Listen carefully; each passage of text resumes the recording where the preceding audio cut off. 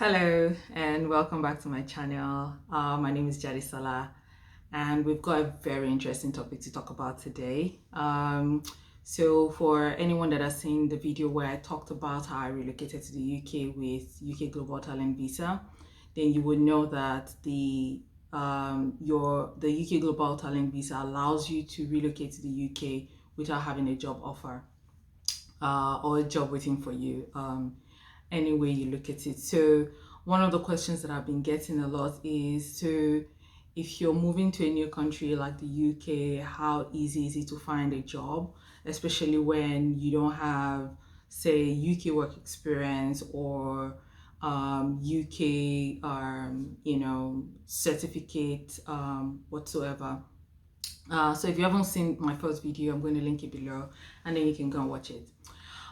So some of the things that I'm going to be sharing today would guide you into maybe getting your first professional job when you relocate. Now, I've emphasized professional because sometimes when you come into a new country, you may need to, do some temporary jobs, for lack of a better word, to make ends meet in the initial period.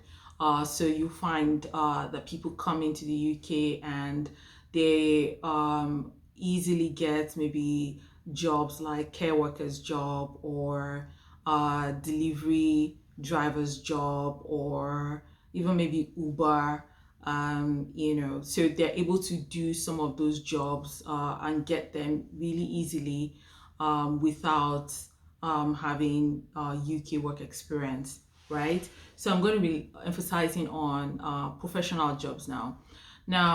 So you might have been working in a certain field in the country you're coming from, or maybe you even want to switch to a new field when you come into the UK. So these are some of the things that I'm going to be talking about today. I know most people, when they're looking for a job, they start with their CV. I would say that is the wrong approach. Yes, you will need your CV, but I think the first thing you need to do is make up your mind, and narrow down a list of roles that you might be interested in. So if it's the same field that you were working at in the country you were coming from, then that's fine, But I always advise a bit of flexibility, especially if your profession back in your home country is not maybe as recognized or is very versatile that it could literally be called anything in another country, and it could have like a separate job description. So you want to narrow down to maybe 2 or 3 roles that you think you might be suitable for based on your past experience where you're coming from, or maybe some of the transferable skills that you think you may have if you are transitioning into a new career altogether. So once you narrow down to these 2 or 3 roles, you want to go online and search for vacancies or job adverts for some of these roles. Now, sometimes you may find like for like, say you put in customer experience, vacancies, and then you would find customer experience vacancies out there, right? Sometimes maybe you put in customer experience and then you're seeing things like maybe customer support or other variations of these roles, right? It's important that you actually go through some of these job ads. Now, what you want to be looking out for there are the job descriptions, right? What are the things that they expect that you'll be able to do? And then what are also the skills that you require for, these jobs, right? If you are transitioning into a new career, if you know the industry that you want to go to, you can do the same thing and just, so for example, on LinkedIn, you can search for jobs by industry, for example, and then it will bring out all the available roles that recruiters or hiring managers are advertising out there for you, and then you can use that one to even narrow down into like the choices that you may have. Now, so when you've gotten the roles that you want and then you've looked at job descriptions of the common roles that are being advertised, that is where you now go to your CV, because you don't want to be context switching, uh, and that's too much, and that's why I said narrow down to like some roles that you might be interested in, so that you know exactly what you're looking for, and then you can really just settle into like searching for those roles. So with the job descriptions and the skills that these roles are require of you, then use combine these job descriptions to fit the things you've done in the past, right? And what this is going to help you to do is basically two things.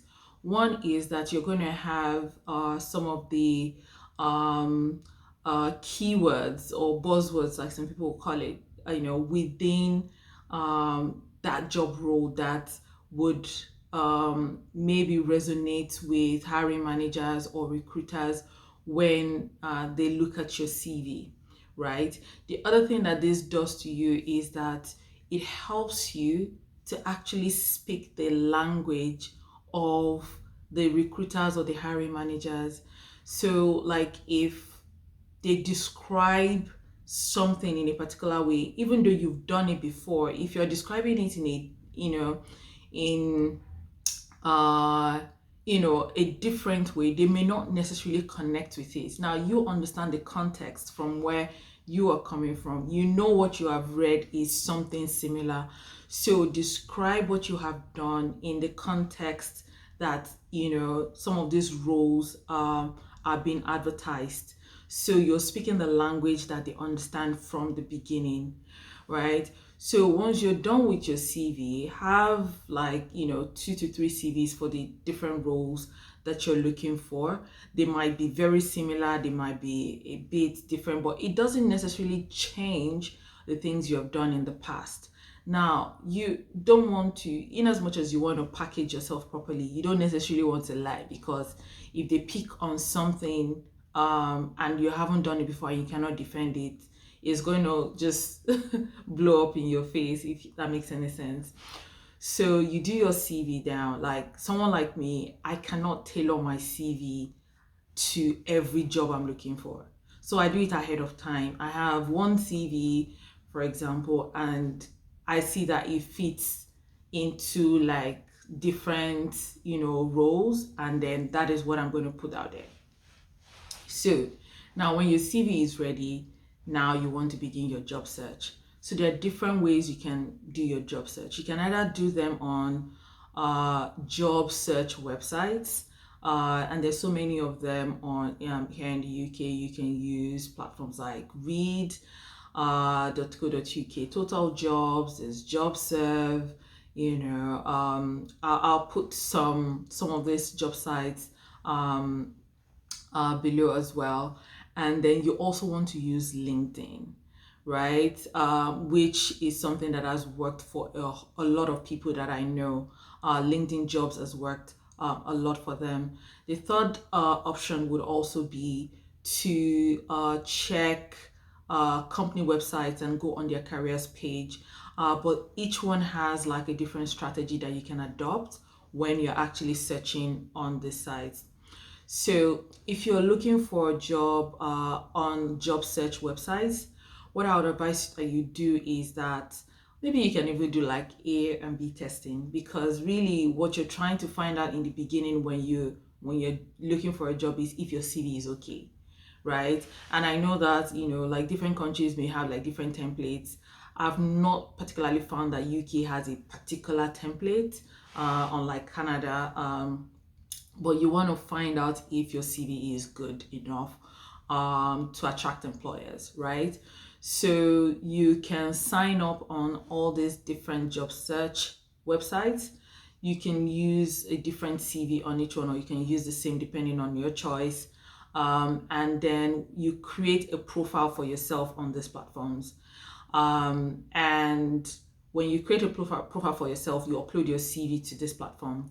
But there's also something that you also need to do. try as much as possible and look for, it's usually like a toggle button where you can make your CV searchable or discoverable.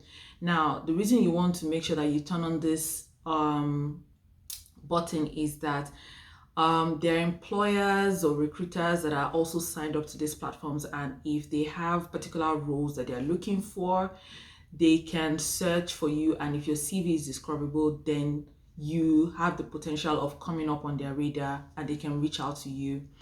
Okay, the next thing that you want to do when you've made your CV discoverable is you now want to start searching, right, and applying for these roles. It makes it even easier because you can even apply on the go, because now your CV is there and you don't need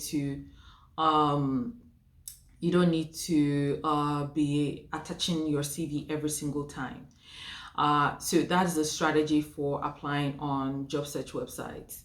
Now, for LinkedIn, right? LinkedIn gives you the opportunity to search for jobs by the job title, by industry, or by easy apply. Now, for lazy people, that easy apply is like bliss.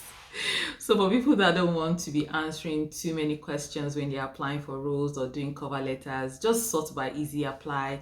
You would find those jobs that all you're doing is next, submit. So that would really help.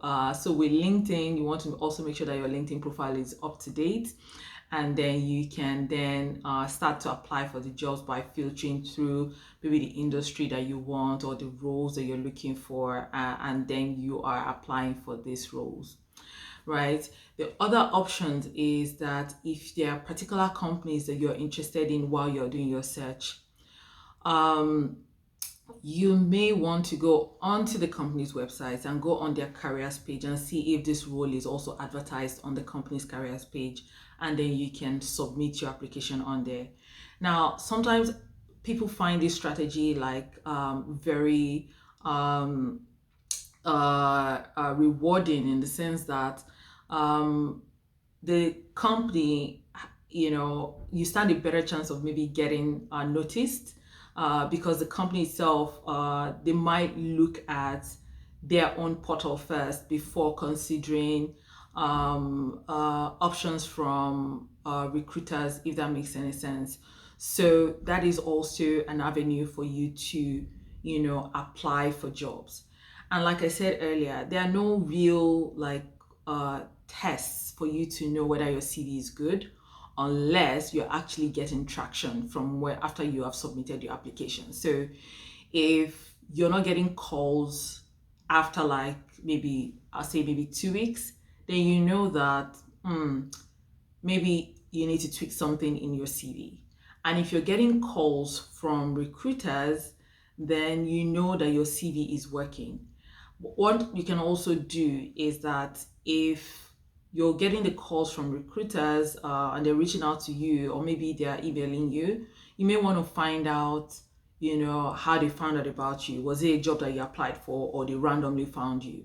So if you see that a particular version of your CV is working well, then you want to know, you know that that's the one that you're going to really concentrate on, and then you can maybe take down the others from the other platforms and then upload these ones when you're applying for roles, right? Or maybe tweak those ones to actually have maybe some of the keywords that are in the CV that, it's gaining the traction that you so need.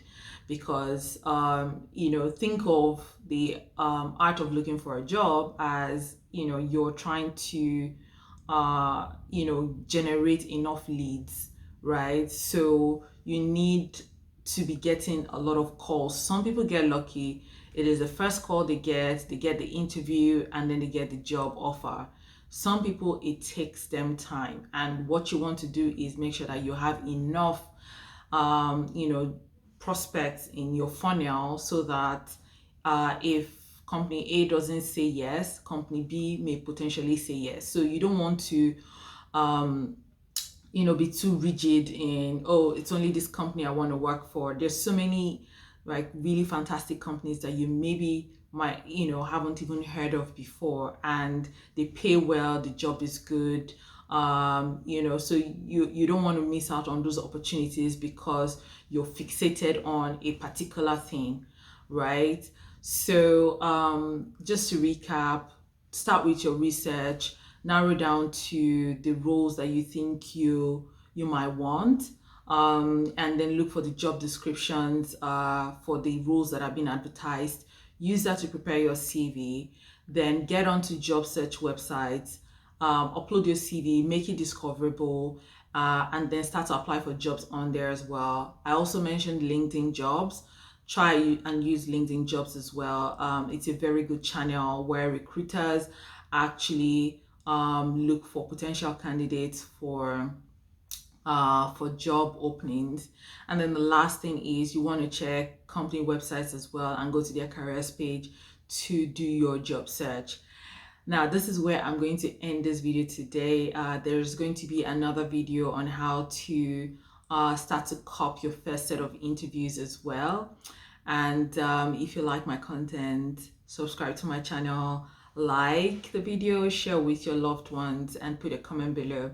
Until next time, have a nice day. Bye.